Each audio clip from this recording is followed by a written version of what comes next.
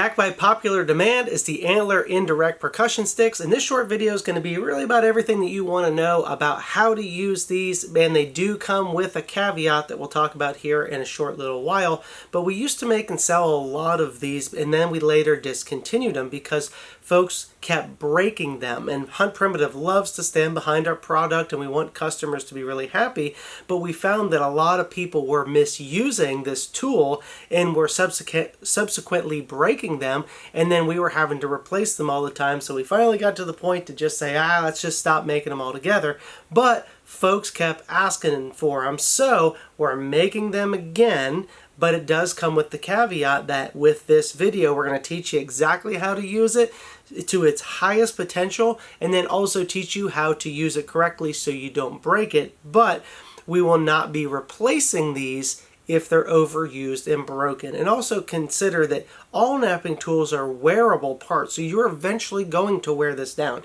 It's not going to last you your entire life. How long is it going to last? Hard to say. I get about a year out of one, and I'm a big time napper, so you should be able to get a lot of use out of this if you use it properly. So in this video, we're going to show you how to use the tool and how to prevent breaking the tool, and then we're going to see, is this something that you want to add to your primitive knapping kit? Alright, let's have a look at how these work. Okay, so keep in mind that these aren't for working big pieces of rock. In fact, this is really the earliest stage you may even want to consider using one. There's still a lot of actual percussion work that could be done on this particular piece, but this is at least going to be a good example to show you how these work. And so what happens is a lot of folks, they love the idea of indirect because it does really improve their knapping abilities. It helps you be very specific in where you can place the bit and drive some really nice flakes. Now the downside is, see, get some really nice flakes there. Okay, the downside is people like it so much that then they want to use it for all of their knapping, and they'll start off with really big pieces, much too large for these antler bits, and they'll find themselves really cranking back and wailing on this thing as hard as they can over and over. But it's also really important that you know this, because if you let's just say you set up here and you hit it and it doesn't go, and you're hitting it and it doesn't go, but you just keep hitting it harder and harder and harder, and bam, you blew it all up. That's the problem. So you need to understand how this really works, and that's what we're doing here. So when your platform is set up correctly, you should be able to put the antler bit right up against the platform that you want to remove a flake. Then slightly put it on top, okay?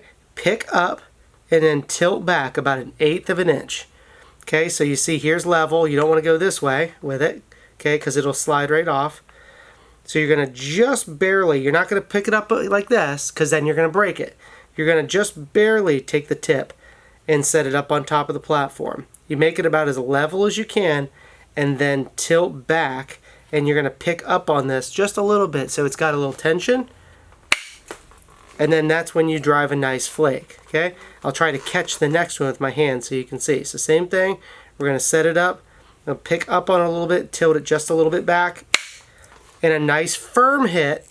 Okay, nice thin flakes. We're not trying to remove big chunks off of this. See, that's what direct percussion is, for removing those bigger pieces. Okay, this is a finesse tool. So again, if you find yourself bashing it and bashing it and bashing it, your platforms are not developed good enough. That's why we're no longer going to be replacing these. I know people want them, and if you want to use them, go for it. How hard I'm hitting it right now, you can see how well the flakes are coming off of it.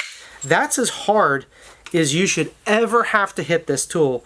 And if you hit it just this hard, you're never going to break it. But if you are cranking back on this, you will break it, I promise you, and then you'll be very disappointed in the performance of the tool. Okay, so remember, just hitting it harder. Look at all those nice flake scars. Let's see if you guys can see some of those. I don't know with the lighting. All those beautiful flake scars from indirect percussion. It's a wonderful tool. And if you use it just like I showed you, I think you'll be in really good shape. Also, keep in mind, it is a wearable tool. You're going to constantly be moving it around and using different edges, and it'll change its shape a little bit, and it will wear down with time. Okay, so how long will it last? It's hard to say. I'm a professional napper. I get about a year out of one of these because I don't use it exclusively. I use it when I have troubled spots, when I know I need to really thin a piece at the very end. It's a wonderful tool to add to the collection, but if you only use this tool, and I know it's a lot of fun to use, you're going to wear it down faster. Use it when you need it, and it'll last you a good long time. I get about a year out of one, and I do a lot of napping. If you're using it as your pressure flaker and your grinder and all that kind of stuff, you're going to wear it down a lot faster, okay? And if you're just getting started into this, we also offer the copper version, okay?